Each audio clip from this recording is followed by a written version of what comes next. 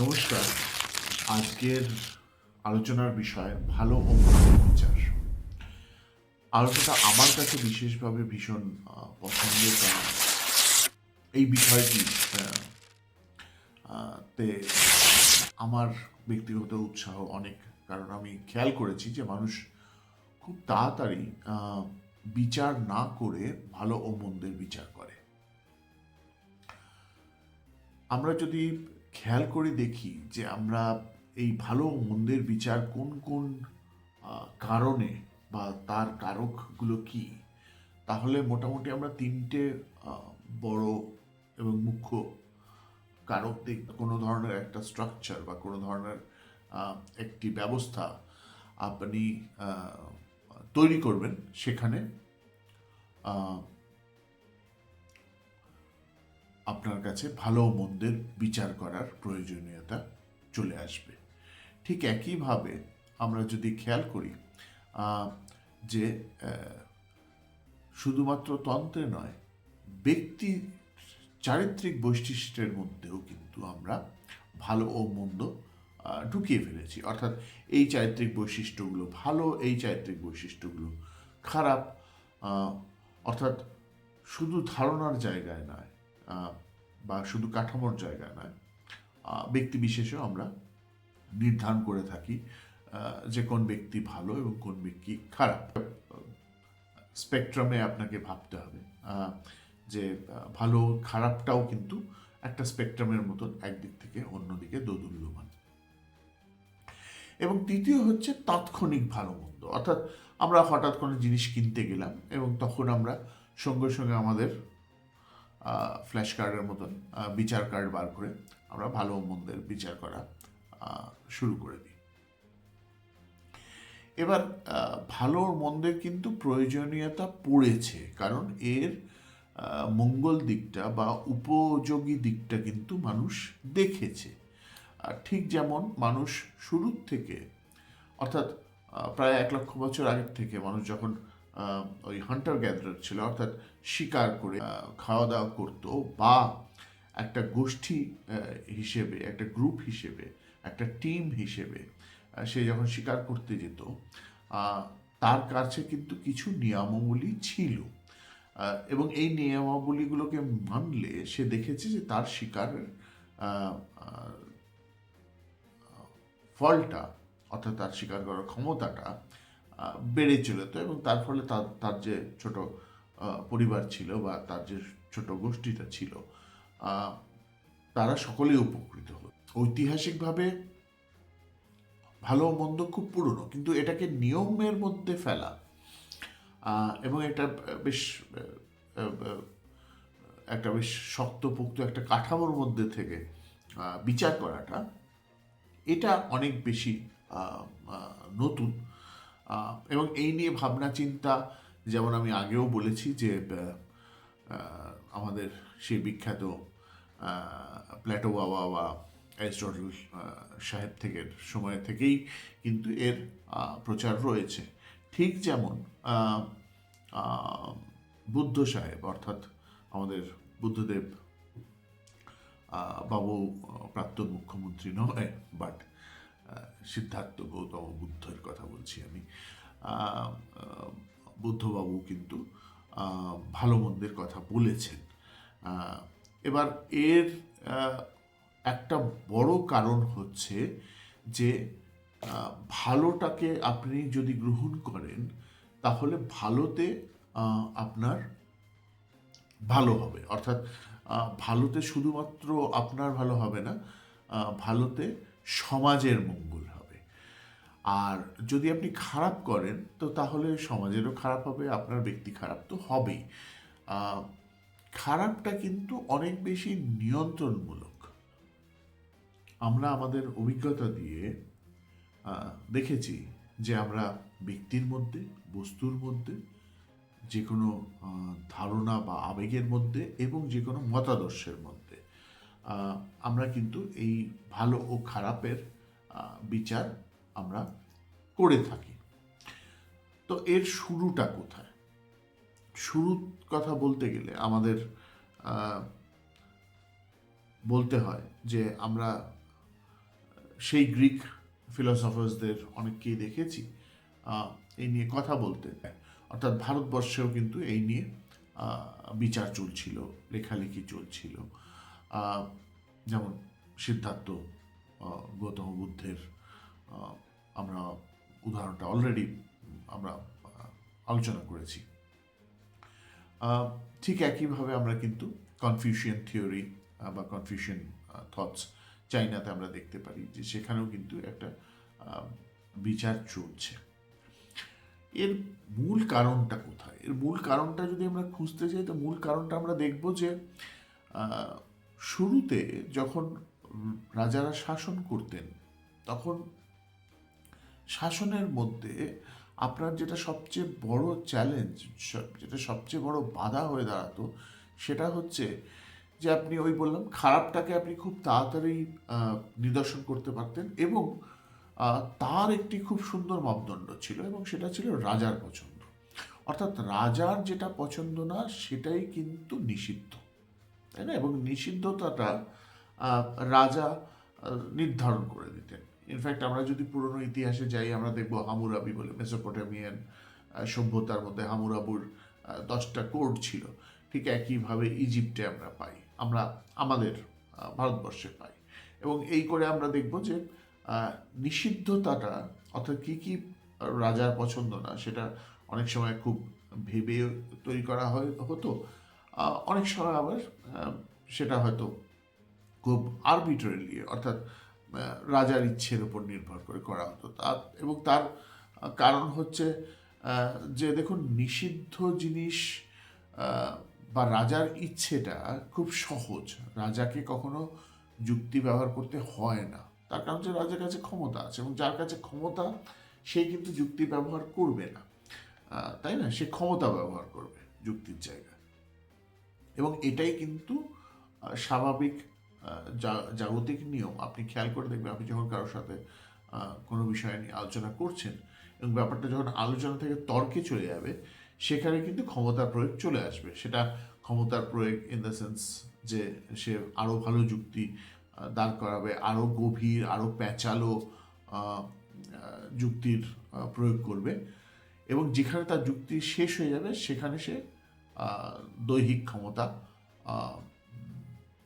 প্রয়োগ করবে। তার কারণ হচ্ছে জেতাটা বা যে কোনো জিনিসে উচ্চ স্থানটা অধিকার করা আমাদের প্রকৃতি বলতে পারে।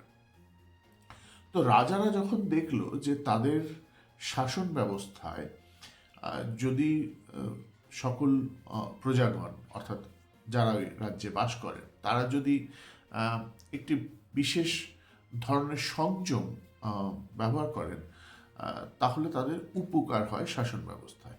অর্থাৎ রাজা যদি সারাদিন ধরে ধরুন ঝগড়া এবং বিতণ্ডা মেটাচ্ছেন, তো তাহলে তিনি রাজ্যের বড় বড় সমস্যার কথা বা প্রগতিশীল ভাবনার কথা সে তিনি কখন ভাববেন?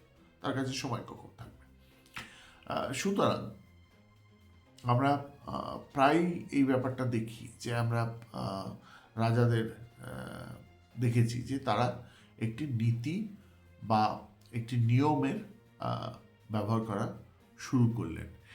সমস্যাটা এলো কোথায়? সমস্যাটা এলো যে ওই বললাম ভালো নীতি বা নিয়ম কেউ মানতে চাইল না। তার কারণ হচ্ছে আমাদের বাংলায় একটি খুব সুন্দর শব্দ আছে খ্যাতা, ঠিক যেমন হিন্দিতে আছে ঢিঠ, ইংরেজিতে আছে স্টাবন। তো কিছু এরকম খ্যাতা লোক বললো যে কেন কেন ভালো হব। ঠিক যেমন আমাদের বাচ্চাদের দেখি মা বলছেন দুধটা খেয়ে নে, শেষ কর, এবং বাচ্চার খুব ন্যাচারাল, ভেবে দেখবেন খুব ন্যাচারালি ওরা বলছে যে কেন কেন শেষ করতে হবে, দুধে কি আছে এমন। এবং এই যে তার মধ্যে যে ভালো আছে, তার মধ্যে যে গুণ আছে, সেই গুণগুলোকে আমরা কিন্তু দেখাতে পারি না।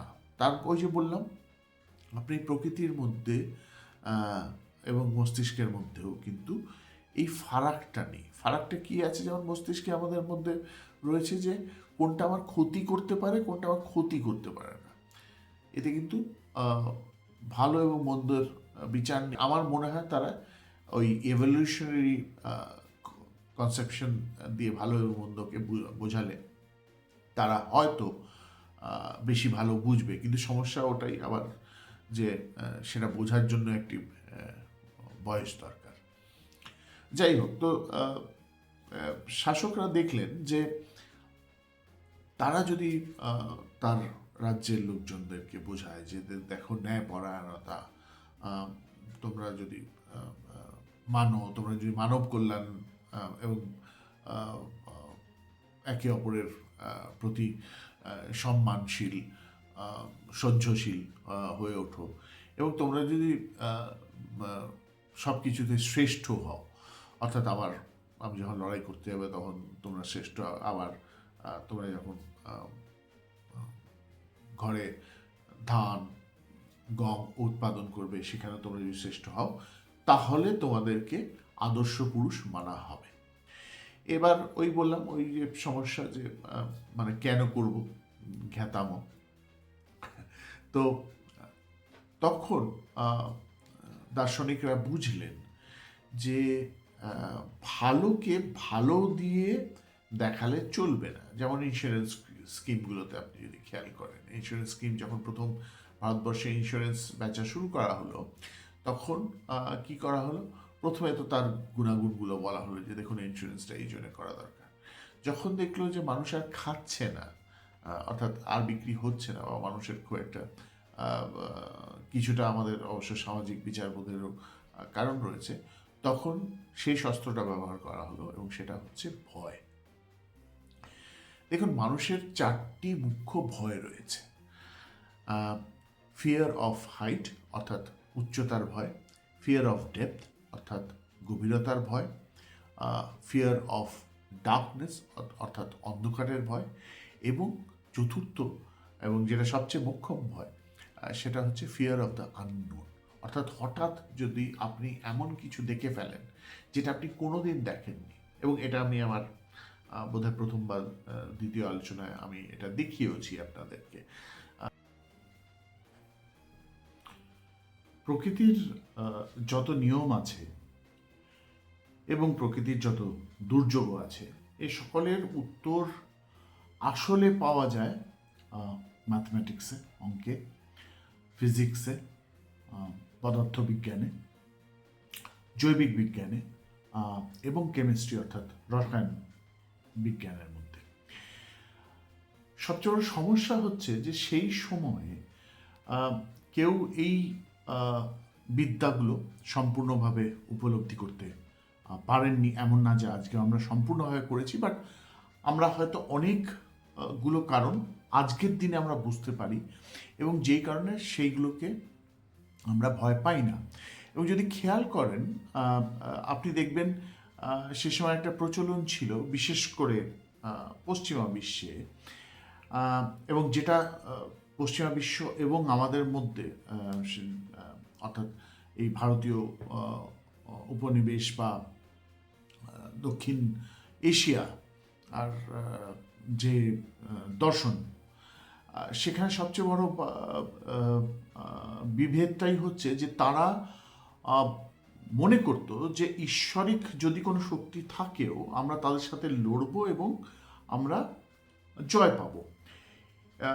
এদিকে কিন্তু ধারণাটা একদম বিপরীত ছিল, অর্থাৎ আমরা কোনোদিন লড়তে চাইনি, বরং আপনি যদি বিশেষ করে হিন্দু মতাদর্শন মতে যে বেদ আছে এবং বেদ বাক্যগুলোতে যেটা বলা আছে সেটা খুব,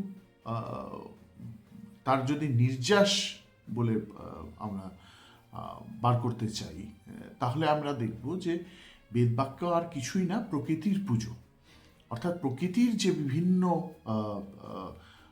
দিক আছে, সূর্য থেকে শুরু করে এই যে পঞ্চভূত আছে, পঞ্চমহাভূত, তাদের পুজো।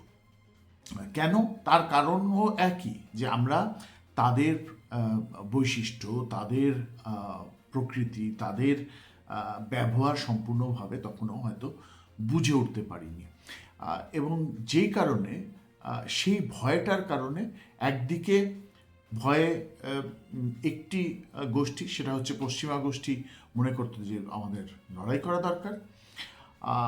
এবং আমরা দক্ষিণ এশীয় গোষ্ঠী আমরা মনে করতাম, বা এশীয় যারা লোকজন তারা মনে করতো যে না, আমাদের এদের ক্ষমতা মেনে নেওয়া উচিত এবং এদের সাথে লড়ে কোনো লাভ নেই, বরং এদের পুজো করা উচিত। কারণ দুজনের উদ্দেশ্য একটাই ছিল যে এদেরকে থামানো, এই প্রাকৃতিক শক্তিগুলোকে থামানো। এবং খেয়াল করুন, এটাকেই তখনকার শাসন ব্যবস্থা, তখনকার শাসকরা কি করলো, তখনকার শাসকরা বলল যে আমাদের সরাসরি যোগাযোগ রয়েছে, ইনফ্যাক্ট ব্লু ব্লাডের কথা বলা হয়। এই যে ফারাক সাধারণ মানুষের কাছে কিন্তু এটা একটি ভয়ের বিষয় ছিল, কারণ এই এক তো এর উপর বিজয় পাওয়ার কোনো উপায় ছিল না। তারা দেখে নিয়েছে শাসকরা শুরুতে হয়তো চেষ্টাও করেছিল লড়াই করার, কিন্তু দেখেছে না প্রকৃতির সাথে কি করে লড়াই করবে, কারণ প্রকৃতি তো নিজে লড়তে চায় না। প্রকৃতি একটি নিয়মে চলে এবং সেই নিয়মটা হচ্ছে আজকের দিনে যেটাকে বৈজ্ঞানিক নিয়ম বলে, যেটা তখন কেউ খুঁজেও বার করতে পারেনি। এবং সর্বশেষ যে সেই নিয়মের ফলে বা সেই প্রকৃতির কিছু সময় যে দুর্যোগ, সেই দুর্যোগের ফলে যে ক্ষয়ক্ষতিগুলো হচ্ছিল শুধুমাত্র প্রাণের না। যেমন আমি অনেক দিন ধরে চাষবাস করলাম এবং খুব ভালো ফসল হলো, কিন্তু আমি শেষমেশ ফসলটাকে তুলতে পারলো না, এমন বৃষ্টি হলো বা এমন ঝড় এলো যে সব শেষ করে দিল। সুতরাং মানুষ এই ভয়টাকে ভয় পাওয়া শুরু করলো। এর উত্তরে শাসক গোষ্ঠী বলল যে দেখো, আমরা কথা বলেছি, আমরা দেখেছি বা আমরা জানি যা হয় আর কি, মানে আমাদের বইয়ে লেখা আছে বা আমাদেরকে দেবতারা নিজেরা এসে বলে গেছে যে তোমরা যদি এই গুণাবলীগুলো, অর্থাৎ ভালো মানুষ হয়ে থাকো, নিজেদের মধ্যে লড়াই ঝগড়া না করো, নিজেদের মধ্যে মারামারি না করো, একটি সুষ্ঠু সমাজ ব্যবস্থা তোমরা যদি মেনে বা রক্ষা করে চলো, তবে কিন্তু তোমাদের এই যে কষ্ট, এই যে দুঃখ, এটি কম হবে।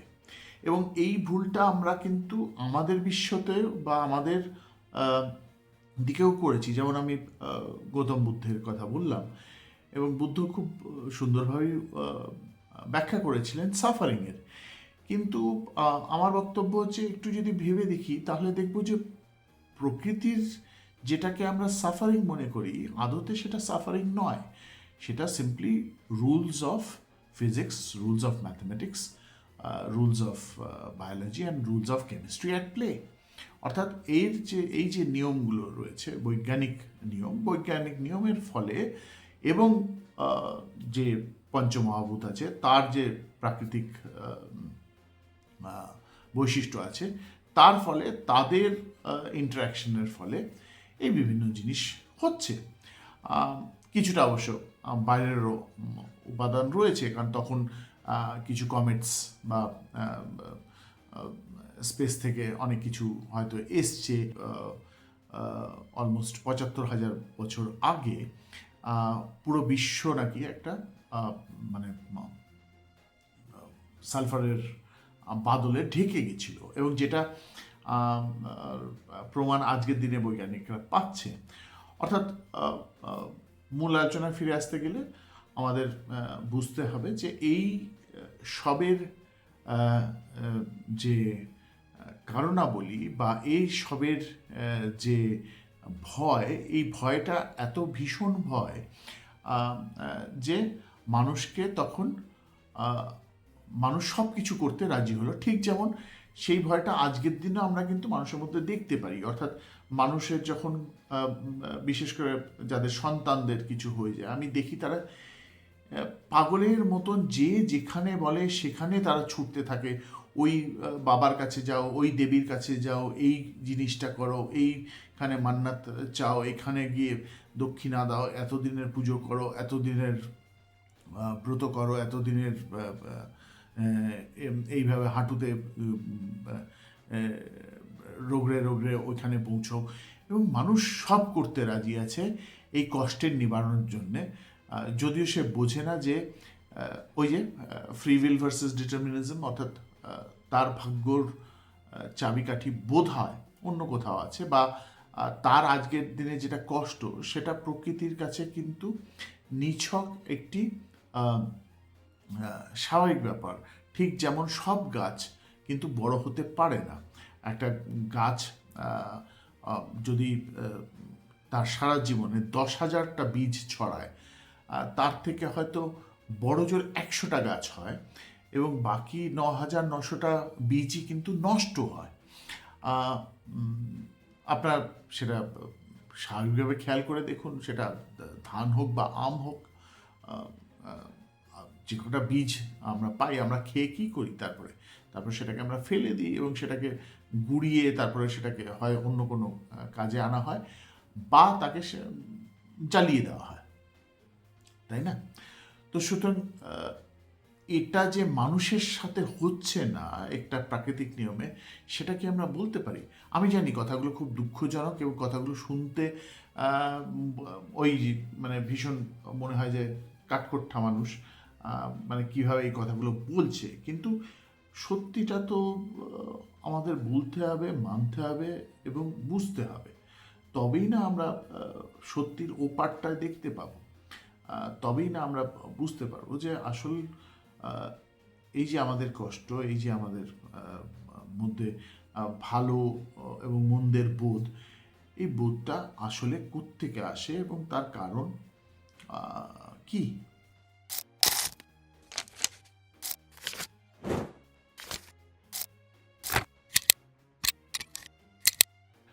আমরা দেখি ইংরেজিতে আমাদের কাছে দুটো শব্দ উঠে আসে, একটা হচ্ছে এথিক্স এবং একটা হচ্ছে মরালস। এথিক্স মানে হচ্ছে নীতি এবং মরালস মানে হচ্ছে নৈতিকতা। এদের মানে বলতে গেলে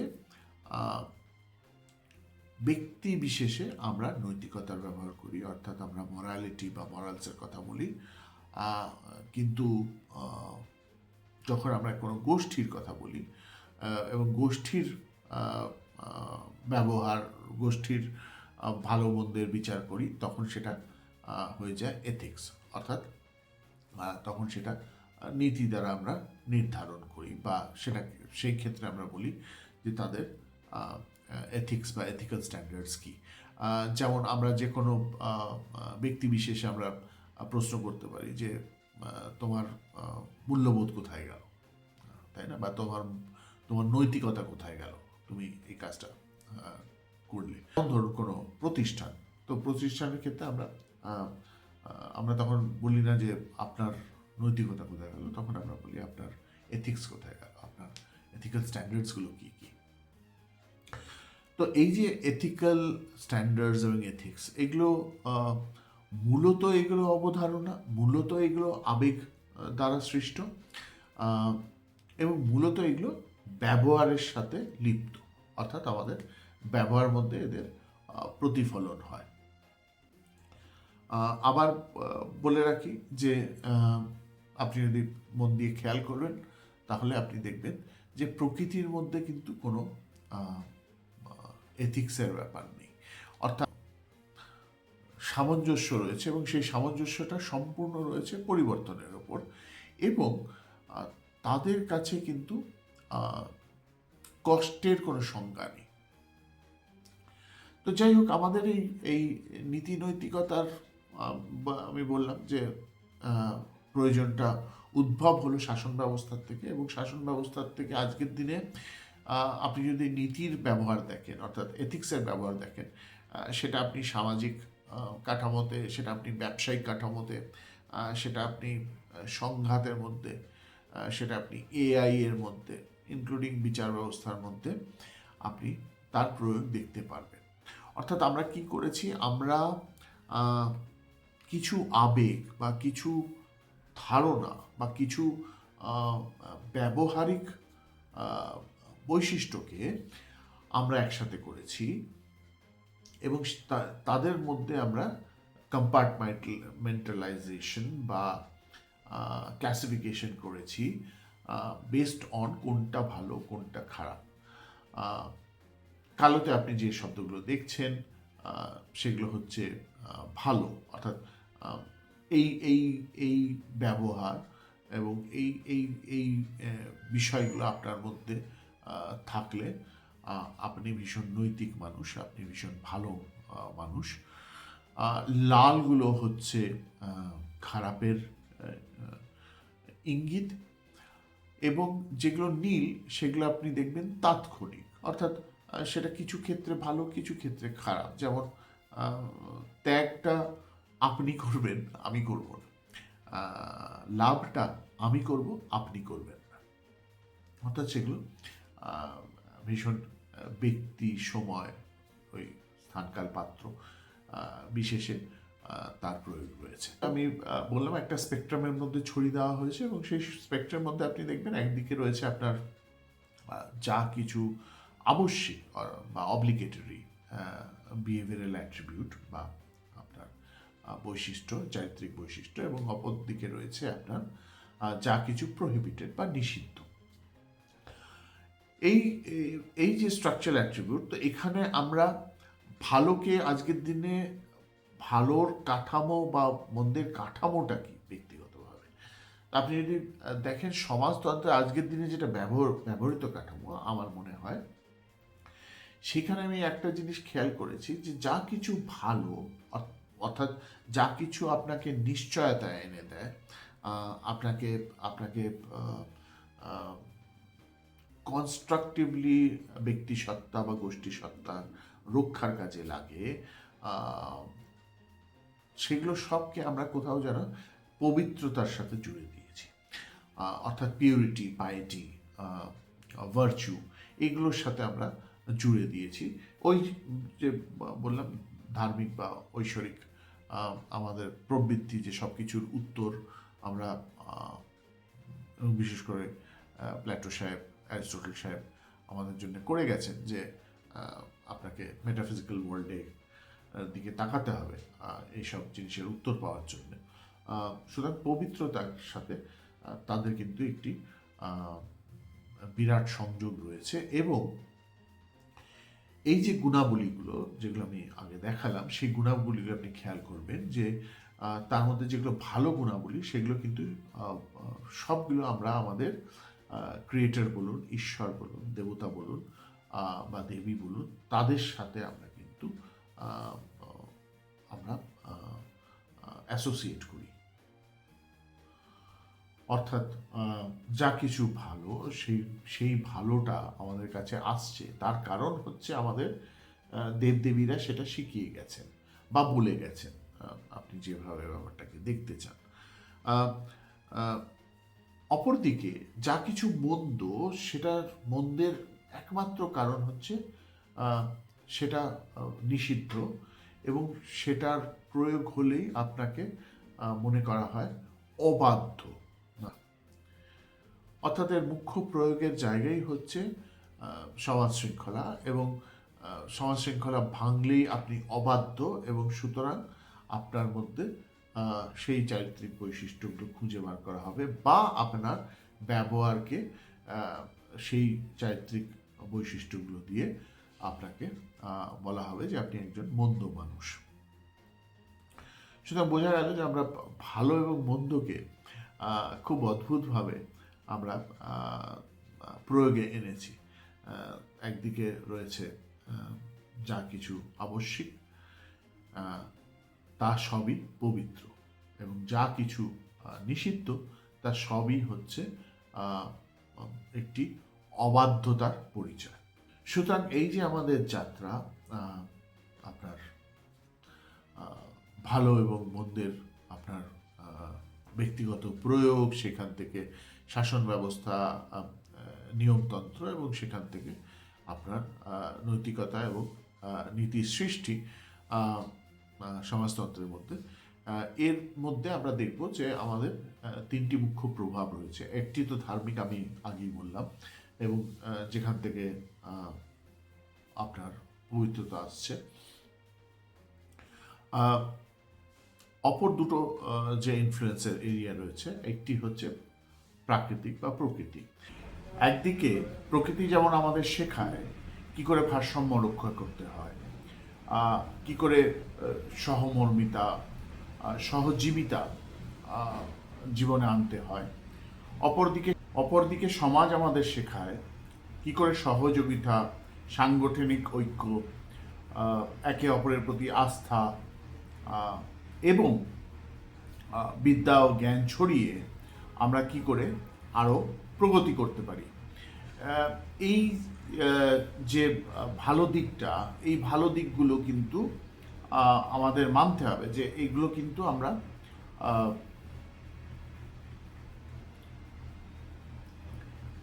এই যে ভালো, এর ভালোর ফলে আহ, ব্যক্তিগতভাবে এবং সামাজিকভাবে কিন্তু মানবজাতি এগিয়েছে এবং অনেকগুলো ধাপ অনেক তাড়াতাড়ি হয়তো পার করেছে, যেটা অন্য কোনো জীবের পক্ষে বা অন্য কোনো পরিস্থিতিতে হয়তো সম্ভব হতো না। সুতরাং আমরা যেখানে যেখানে আমরা আমাদের বিশেষ প্রয়োজন, এমন না যে সব জায়গায় আমাদের ভালো এবং মন্দের প্রয়োজন রয়েছে, বাট যে যে বিশেষ জায়গা রয়েছে প্রয়োগের, তার মধ্যে আমরা দেখব যে আমাদের যে বিবর্তনবাদ বা একটি তন্ত্র, যেটা বিবর্তনবাদ বা এভলিউশন, এবং এনভায়রনমেন্ট অর্থাৎ প্রকৃতি থেকে, আপনাদের প্রকৃতি থেকে আমরা যেগুলো শিখি সেগুলো সবগুলো মোটামুটি ধ্রুবক, ভালো বা মন্দ, অর্থাৎ সেগুলো কনস্ট্যান্ট থাকে। এর কারণ হচ্ছে যে আপনি প্রকৃতি খুব সচরাচর পরিবর্তন করেন না, সুতরাং এবং প্রকৃতিও যে খুব সচরাচর পরিবর্তন হয় তেমন নয়। অর্থাৎ আপনি যদি পাহাড়ি জায়গায় থাকেন, আপনি কেন হয়তো মানে প্রায় 100 প্রজন্ম হয়তো পাহাড়েই কাটিয়ে দেবে কোনো পরিবর্তন ছাড়া, তারা পাহাড়ই দেখবে। আমাদের বৈজ্ঞানিক আমাদের যত প্রয়োগ আছে তার ফলে অবশ্যই জীবনমান অনেক সহজ হয়ে উঠেছে, কিন্তু আপনার তার মধ্যে যে ভালো মন্দের প্রয়োগ, অর্থাৎ তার মধ্যে যে ধারণা এবং আপনার বিচার ব্যবস্থা এবং সমাজতন্ত্রের যে কাঠামো, তাতে কিন্তু ভালো মন্দর বিচার কিন্তু এখনো এক রয়েছে। কিছুটা হয়তো পরিবর্তন হচ্ছে, যেমন আগে মুখে মুখে কথা বলাটা খুব খারাপ বলে মনে করা হতো, ঘ্যাঁতামোটা খারাপ মনে হতো। আজকের দিনে সেটা পরিবর্তন হচ্ছে, সেখানে মা বাবা থেকে শুরু করে সমাজ আস্তে আস্তে সেটাকে হেসে উড়িয়ে দিচ্ছে বা সেটাকে সেই রকম ভালো মন্দের কম্পার্টমেন্টালাইজেশনের মধ্যে ফেলছে না, এবং যেটা খুব পজিটিভ দিক। যাই হোক, তো একদিকে এই দুটো বিষয় আমি দেখেছি, আমাদের যে ভালো মন্দগুলো সেগুলো মোটামুটি কনস্ট্যান্ট, মোটামুটি ধ্রুব, কিন্তু শিক্ষা দীক্ষার ক্ষেত্রে, ধর্মের ক্ষেত্রে, রাজনীতি বা সমাজনীতির ক্ষেত্রে এবং সোশ্যাল সিস্টেমস, অর্থাৎ আপনার সামাজিক কাঠামো এবং যার মধ্যে আপনার অর্থ সামাজিক কাঠামো বা ব্যবস্থাটাও অন্তর্নিহিত রয়েছে, সেখানে কিন্তু আমাদের ভালো মন্দের বিচার কিন্তু সময় কালে পরিবর্তন হয়। অর্থাৎ এগুলো পরিবর্তনশীল, অর্থাৎ যে জিনিসটা আগে খারাপ ছিল সেই জিনিসটা আজকের দিনে হয়তো ভালো, আবার যে যে জিনিসটা আগে ভালো ছিল সেটা আজকের দিনে খারাপ। যেমন আমরা সিগারেট খাওয়াটা ব্যান করে দিয়েছি। যাই হোক, আমাদের মূল উদ্দেশ্য হচ্ছে এটা বলার যে আমরা ভালো এবং মন্দকে যখন এবং জবের থেকে নৈতিক এবং অনৈতিকের সাথে বিশেষ করে যখন আমরা মিলিয়ে দিয়েছি, তখনই আমরা দেখেছি যে আমাদের ব্যাপারটাকে কিন্তু আমরা একটি বিশেষ চরম দৃষ্টি থেকে দেখা শুরু করেছি। তার কারণ হচ্ছে নৈতিক ব্যবহারটা কেউ রেগে যাচ্ছে না। সমস্যাটা হয় যখন ব্যাপারটা আপনার ধারণায়, আপনার পারসেপশনে সেটা অনৈতিক।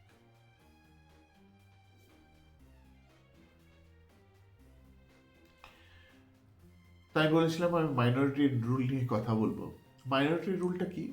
মাইনরিটি রুলটা হচ্ছে যে আপনি খেয়াল করে দেখবেন যে সমাজে একটি ছোট গোষ্ঠী, কিন্তু তারা তাদের ধারণা নিয়ে অবিকল থাকবেন, তারা অনমনীয় থাকবেন, এবং তারা কি করেন, তারা সেই ধারণাটাকে ঠেলে আপনাকে সমাজ ব্যবস্থার মধ্যে সেটাকে আনবে। যেমন আমরা আজকের দিনে সেটা জেন্ডার সম্বন্ধে একটি ধারণা হতে পারে, অর্থাৎ আপনার জেন্ডার আপনার আইডেন্টিটির একটি অংশ, কিন্তু সেটা আপনার বায়োলজিক্যাল সেক্সের সাথে রিলেটেড নয়। আবার ধরুন আপনার ক্লাইমেট চেঞ্জ বা যে বিভিন্ন ধরনের আমাদের প্রয়োগ রয়েছে সমাজে, সেটা খুব সাধারণ, এর থেকে যে এটা খাবেন না, এটা খেলে আপনার মেদ বেড়ে যাবে, এটা খেলে আপনার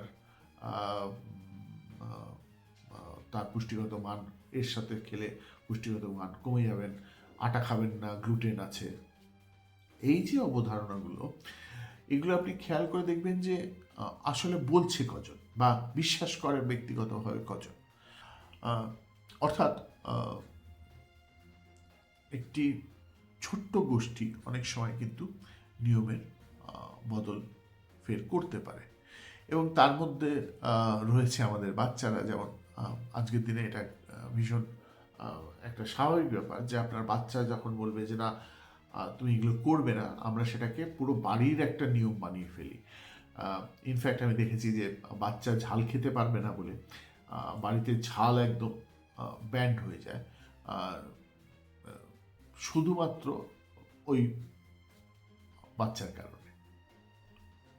এবং আমরা যদি আমাদের প্রতিষ্ঠানগুলোকে দেখি, সেটা সরকারি হোক সেটা বেসরকারি হোক, তার মধ্যে আমরা খেয়াল করব যে যদিও হয়তো বুদ্ধি অনেকের থেকে চাওয়া হয় বা অনেকের থেকে তাদের মত চাওয়া হয়, সিদ্ধান্ত কিন্তু শেষে গিয়ে একজনই নেন।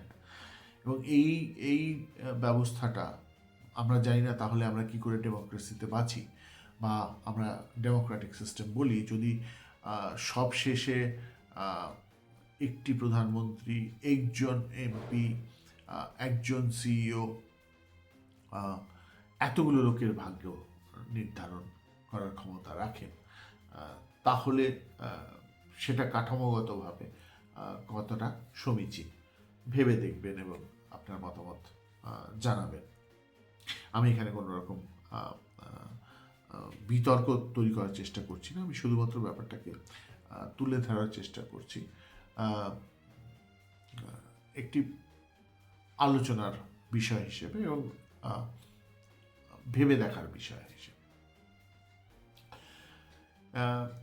ইনফ্যাক্ট আমাদের এই যে নীতির কথা বললাম, আপনি দেখবেন যে বেশ কিছু নীতি আছে যে নীতিগুলো ইউনিভার্সাল, যেমন দ্য ইউনিভার্সাল ল অফ ট্রান্সমিউটেবিলিটি, অর্থাৎ এই যে নিয়মগুলো, এই নিয়মগুলোতে দেখবেন যে আপনার প্রকৃতপক্ষে ভালো হচ্ছে, প্রকৃতপক্ষে এর ফলে আপনি সত্যি ভালো এবং মন্দের বিচারে আপনি ভালোটা বিচার করতে পারেন না।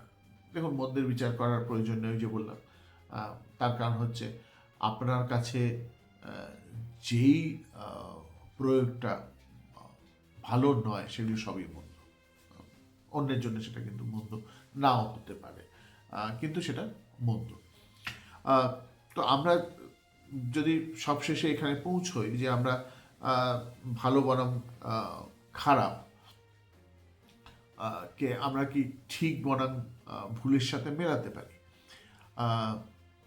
অর্থাৎ দুটো ব্যাপার কি এক? নৈতিকতার দৃষ্টিভঙ্গি থেকে আপনি যদি খেয়াল করেন যে ভালো বনাম খারাপ এর প্রয়োগ হচ্ছে বৈশিষ্ট্য ভিত্তিক, অর্থাৎ যে কোনো জিনিসের যে বৈশিষ্ট্য আছে, তার যে ক্যারেক্টারিস্টিক্স আছে, তার থেকে সেটার প্রাপ্তি হয়। কিন্তু ঠিক বনাম ভুলের ব্যবহারটা হচ্ছে নিয়ম ভিত্তিক, অর্থাৎ আপনি যদি কোনো একটা নিয়ম বানান, সেই নিয়মটা ঠিক কিনা ভুল, বা নিয়মের প্রয়োগে বা নিয়মের অপপ্রয়োগে আপনি ঠিক করছেন কি ভুল করছেন, সেখানে কিন্তু ঠিক বনাম ভুলের প্রয়োগটা হয়। অর্থাৎ ভালো ভার্সেস মন্দ, ভালো ভার্সেস খারাপটা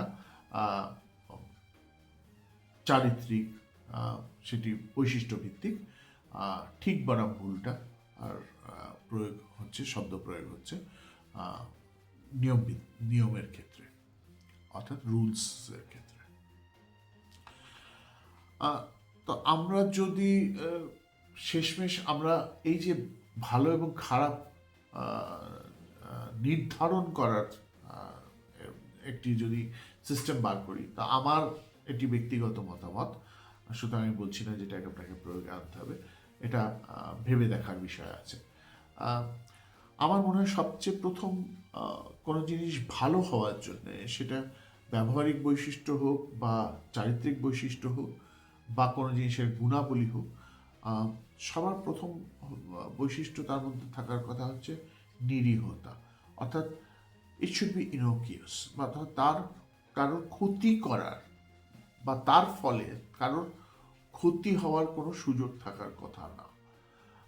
যেমন ধরুন, এবং যেটা আপনি ওই ওয়েস্টার্ন সিভিলাইজেশনসগুলোতে দেখবেন, যে গালাগালির মধ্যে তারা তারা কারোর ক্ষতি হতে দেখে না। আপনার দৈহিক ক্ষতিও হচ্ছে না, আপনার কোনো বাহ্যিক ক্ষতিও হচ্ছে না। বড় জোর সেই মানুষটা শুধু গালাগালি দিচ্ছে, আপনি কান দিয়ে শুনছেন, কান দিয়ে যেটা শুনছেন আপনি সেটা তো এড়িয়ে ফেলতে পারেন। অর্থাৎ তার মধ্যে কোনো দৈহিক ক্ষতি বা কোনো মানসিক ক্ষতি হওয়ার আহ, কোনো আমরা কোনো রকম উদাহরণ দেখতে পাই না, বা ইতিহাস দেখতে পাই না। এবং এটা আমাদেরকে একটা সমাজ হিসেবে আমাদের কিন্তু এটা বুঝতে হবে যে গালাগালিকে গায়ে লাগানো যাবে না, এবং তবেই কিন্তু গালাগালি কমবে। কারণ আমাদের মধ্যে যে ধরনের অপপ্রয়োগ রয়েছে, এবং যে ধরনের আমরা পরিবার এবং বিভিন্ন পরিজনের সামাজিক বা তাদের সম্পর্কজনিত আমরা যে ধরনের অসভ্য কথাবার্তা ব্যবহার করি, সেগুলো কিন্তু তার প্রয়োগ কমবে যখন আমরা সেটা গায়ে লাগানো বন্ধ করব। অর্থাৎ কারণ দেখবো যে গায়ে লাগাচ্ছে না, বলে লাভ কি, তাই না? এবং এটাই হচ্ছে ঠিক প্রক্রিয়া। যাই হোক, সুতরাং কোনো জিনিসকে ভালো বিচার করতে হলে প্রথম তার স্ট্যান্ডার্ড দরকার হচ্ছে সেটা নিরীহ হতে হবে। আর দ্বিতীয় স্ট্যান্ডার্ড আমার মনে হয় সেটা হচ্ছে মানবিক উপযোগিতা থাকতে হবে। অর্থাৎ জেনারেল ওয়েলবিং বা মানুষের ক্ষেত্রে সেটার ব্যবহার থাকতে হবে, তবেই আমি সেটাকে ভালো বলবো। তার কারণ হচ্ছে ওই যে বললাম, জৈবিক পৃথিবীতে বা প্রকৃতির মধ্যে কিন্তু ভালো মন্দের কোনো বিচার নেই। তাদের বা একটা পেন যদি একটা ছুরির সাথে যদি দুজনে ঠোকাঠুকি করে, তাতে কারোর ভালো বা কারোর মন্দ হলো তার কিন্তু কোনো ব্যবহারিক বা তার কোনো উপযোগিতা থাকছে না। সুতরাং মানবিক উপযোগিতা ভীষণ প্রয়োজন আছে। তৃতীয় জিনিস যেটা আপনি খেয়াল করে দেখবেন, দীর্ঘমেয়াদিতা। অর্থাৎ যে জিনিস দীর্ঘমেয়াদী সেটা কিন্তু প্রকৃতপক্ষে ভালো হয়। যেমন যে জিনিস স্বল্প মেয়াদ বা যেগুলো স্বল্প মেয়াদী সেগুলো কিন্তু খারাপ হয়। তার মানে হচ্ছে যে একটি যুদ্ধ, এবং আমি চরম ব্যবহারে নিই, একটি যুদ্ধ আপনি কি চাইবেন দীর্ঘমেয়াদী হোক? না, তাই না? সুতরাং যুদ্ধ যদি স্বল্প মেয়াদী হয়, অর্থাৎ যুদ্ধ ব্যাপারটা যেহেতু খারাপ, সুতরাং সেটা যদি দীর্ঘমেয়াদী হয় তার ফলে কি হবে, আস্তে আস্তে আপনার রাগ, আপনার তার প্রভাব, ঠিক যেমন আমরা যে ধরনের ভয় পেয়ে গেছিলাম প্রথম রাশিয়ান ইউক্রেন যুদ্ধের ফলে, আজকের দিনে কোনো রকম আলোচনাই হচ্ছে না। অর্থাৎ মানুষ আস্তে আস্তে কিন্তু প্রাকৃতিক ব্যাপারটা মেনে নিয়েছে। অর্থাৎ যে না, আমাদের বাঁচতে হবে, বাকিদের মতন আমাদের এরকমভাবে ঝগড়া করলে চলবে না।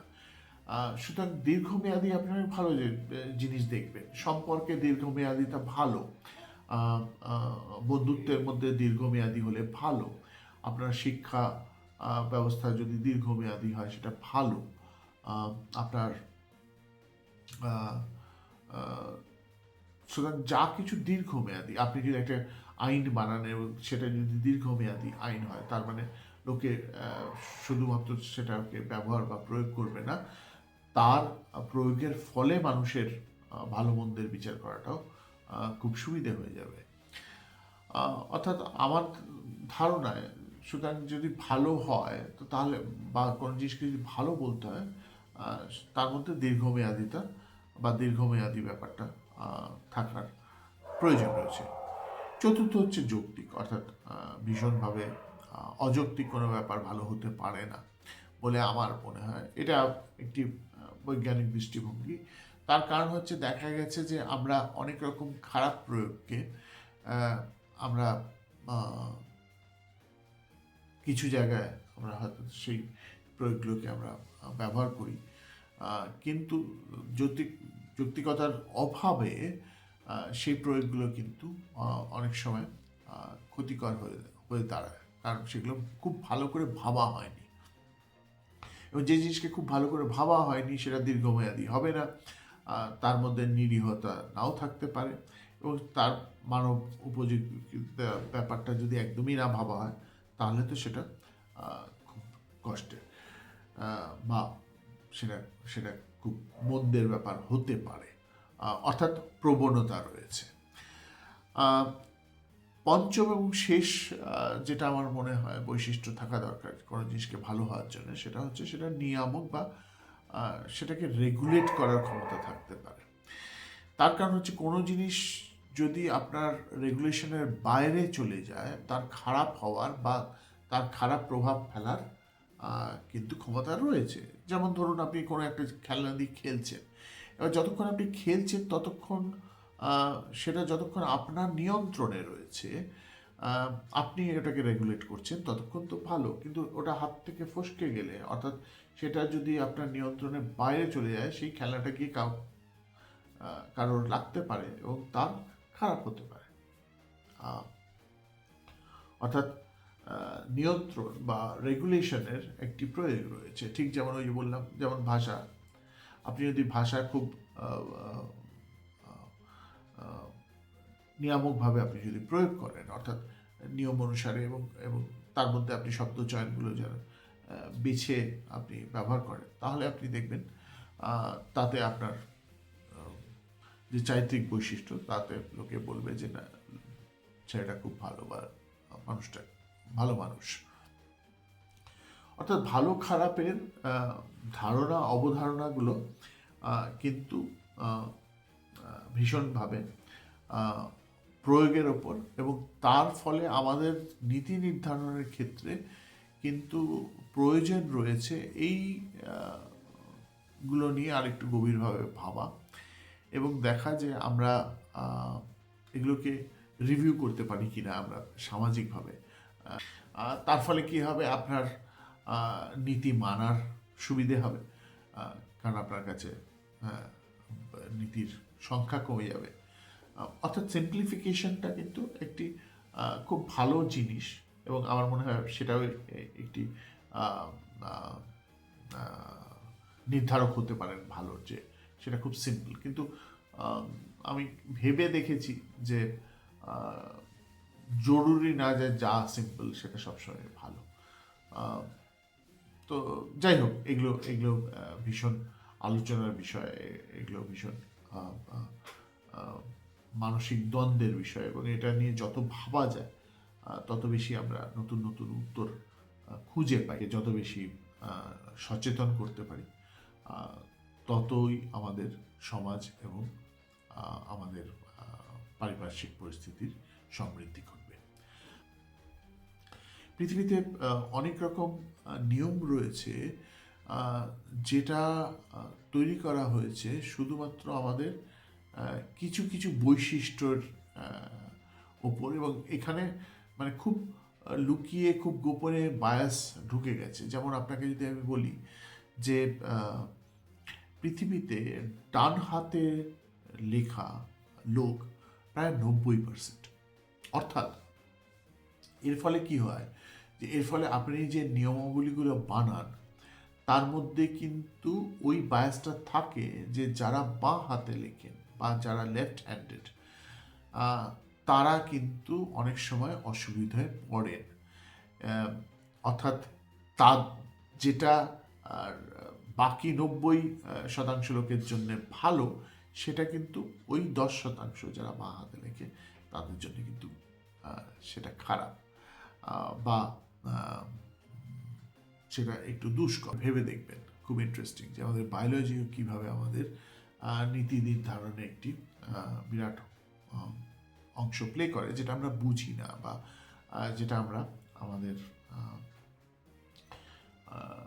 নিত্য আলোচনায় বা নিয়ম গঠনের ক্ষেত্রে আমরা কিন্তু প্রয়োগে আনি না।